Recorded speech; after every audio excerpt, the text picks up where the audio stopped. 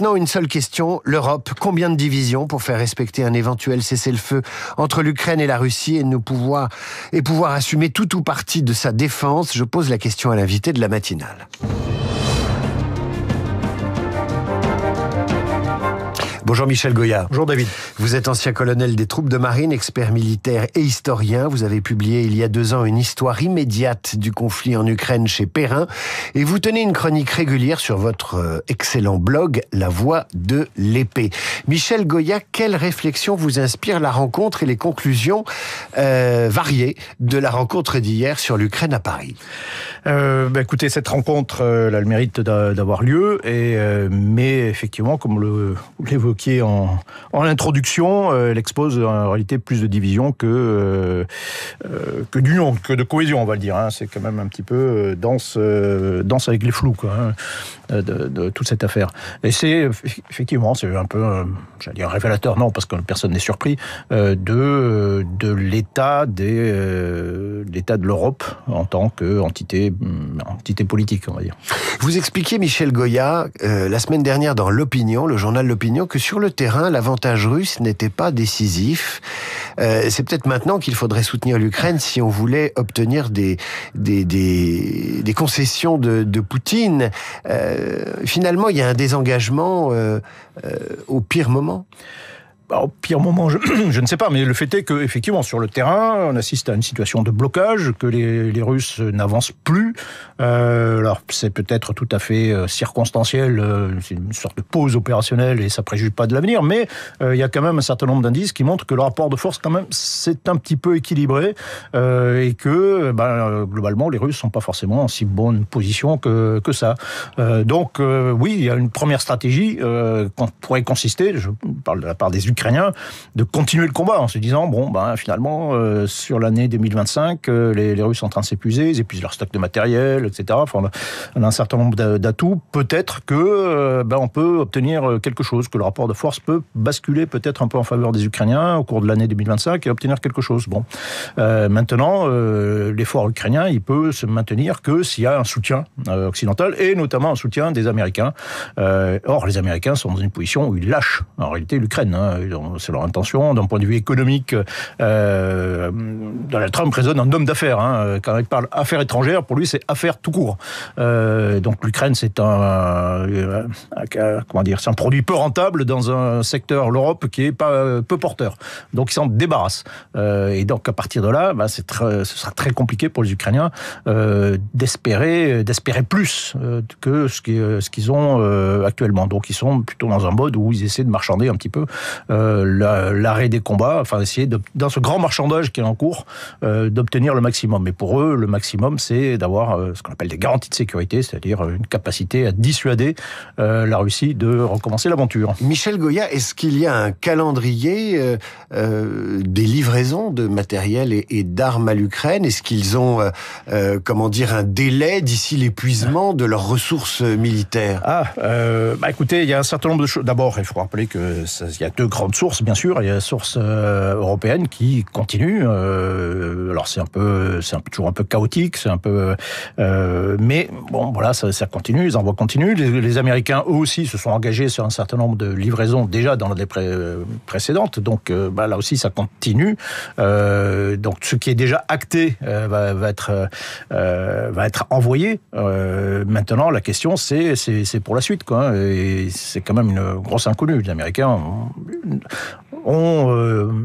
c'est l'instrument principal des Américains pour faire pression sur Volodymyr Zelensky. Ce dosage de l'effort. Le problème étant que pour les Russes, ils ont beaucoup moins d'instruments de pression pour les forcer à négocier quoi que ce soit.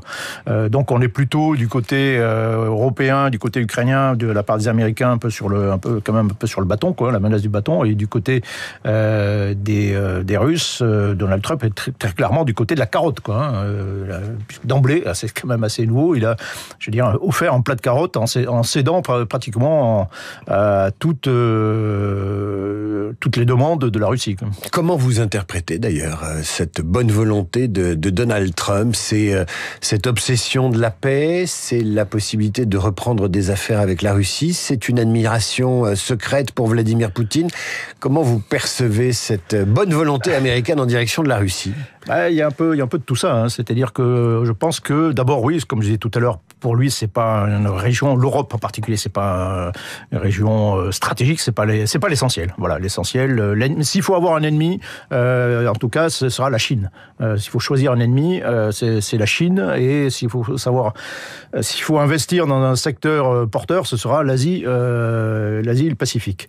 L'Europe, non, c'est des has-been, hein, pour lui. Donc il sacrifie en réalité un petit peu l'Ukraine déjà, l'Europe aussi, en échange de bonnes relations avec la Russie. On sent bien dans ses propos qu'il y a quand même la tentation d'une entente en tout cas, voire d'une amitié possible avec la Russie, de façon, voilà, au moins à peut-être neutraliser d'une certaine façon un ennemi potentiel, n'en avoir qu'un seul. Michel Goya, est-ce que les Européens doivent se faire à l'idée que l'organisation de l'Atlantique Nord, comme le suggérait tout à l'heure Christian Macarian, est morte?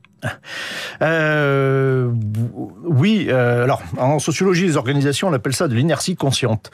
C'est-à-dire qu'on voit le problème depuis longtemps et on fait rien. Depuis 2019 au moins, puisque De Gaulle le prévoyait qu'un jour ça marcherait plus, mais enfin en 2019, Emmanuel Macron dit l'OTAN en état de mort cérébrale. Oui, mais même depuis Obama en réalité, on sait très bien que les Américains veulent se dégager de l'Europe depuis très longtemps en réalité, qui réduisent petit à petit leur part de marché de certaine façon.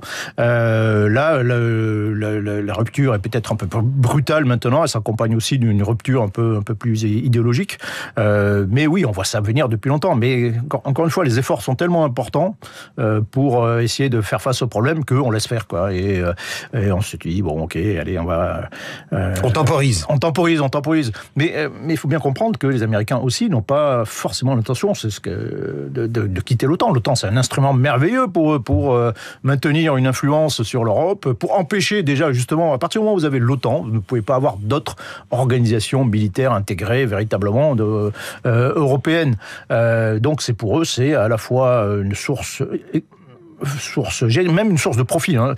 Leur objectif, encore une fois, on est dans un calcul très économique, c'est de rendre cette organisation la plus rentable possible pour eux. Donc on réduit l'engagement et on pousse les États européens eux-mêmes à payer plus, ce qui veut dire aussi très concrètement acheter du matériel américain. La moitié des équipements militaires en Europe viennent des États-Unis. Hein. Donc pour eux, c'est très, très lucratif et en même temps maintenir cette position d'actionnaire un peu de contrôle qui empêche tout. Le problème, c'est qu'on a quand même bien entamé aussi dans cette affaire la crédibilité américaine dans sa capacité à soutenir éventuellement un pays européen qui serait menacé, quoi. Les Américains viennent de lâcher un pays européen. Il faut être clair là-dessus.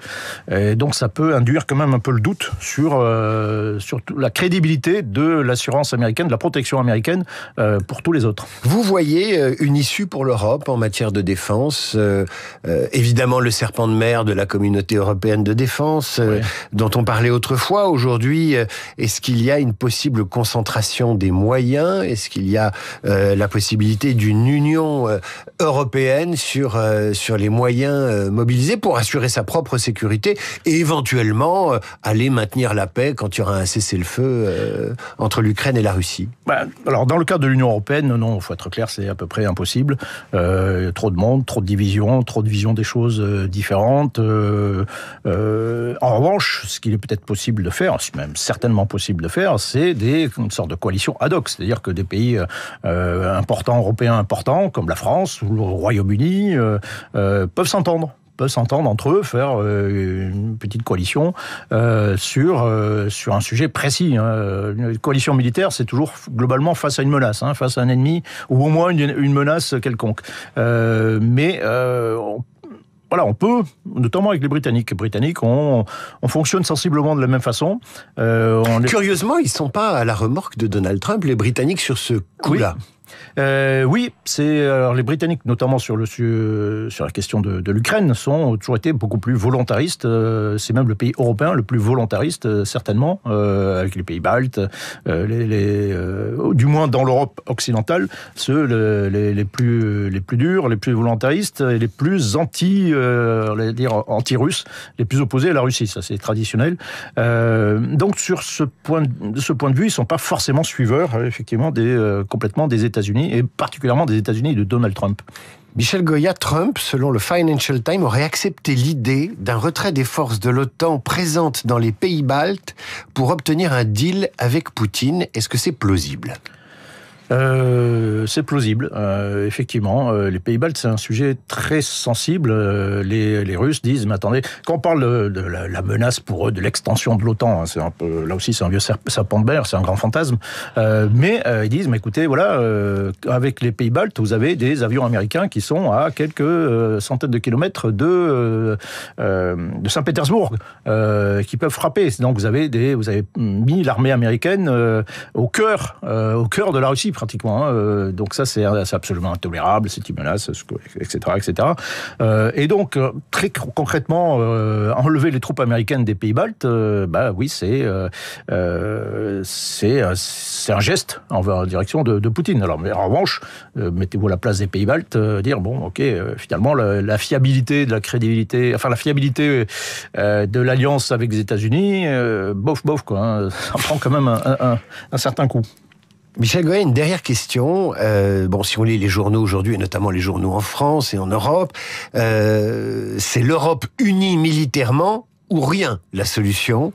Du temps du général de Gaulle, la France avait une politique de souveraineté et d'indépendance. Oui. On dirait qu'aujourd'hui, c'est soit impossible, soit un gros mot. Quelqu'un qui dirait, voilà une raison de plus pour que la France soit souveraine, qu'elle assure elle-même sa défense et que elle prenne ses distances avec l'OTAN, puisque l'OTAN prend ses distances avec elle. Est-ce que cette idée de souveraineté a du sens aujourd'hui ? Écoutez, oui, je dirais peut-être plus que jamais. Maintenant, et là où les Américains ont peut-être raison, c'est que si nous sommes un peu à genoux devant eux, c'est parce que nous avons bien voulu, quoi. C'est-à-dire que les Américains se sont donné les moyens d'être indispensables. Voilà, ils font un effort pour être les maîtres du monde. Et comme disait Audiard, quand l'homme de 120 kilos parle, celui de 60 écoute. Les pays européens ont refusé de faire de la musculation. Et à partir de là, forcément, c'est compliqué. Donc, commençons par se donner les moyens d'être indépendants, d'être souveraines, de parler plus fortement. Et après, on verra. Michel Goya, merci d'avoir parlé à nos auditeurs ce matin. Je rappelle que vous avez publié L'ours et le renard, histoire immédiate de la guerre en Ukraine chez Perrin. C'était en mai 2023 et que vous publierez bientôt, si mes renseignements sont justes, L'embrasement, comprendre les enjeux de la guerre Israël-Hamas. Ça y est, c'est sorti ? C'est déjà sorti. C'est en librairie, c'est paru chez Perrin Robert Laffont. À suivre le rappel des titres, la revue de presse et nos esprits libres aujourd'hui. Christophe Barbier, Cécile Cornudet.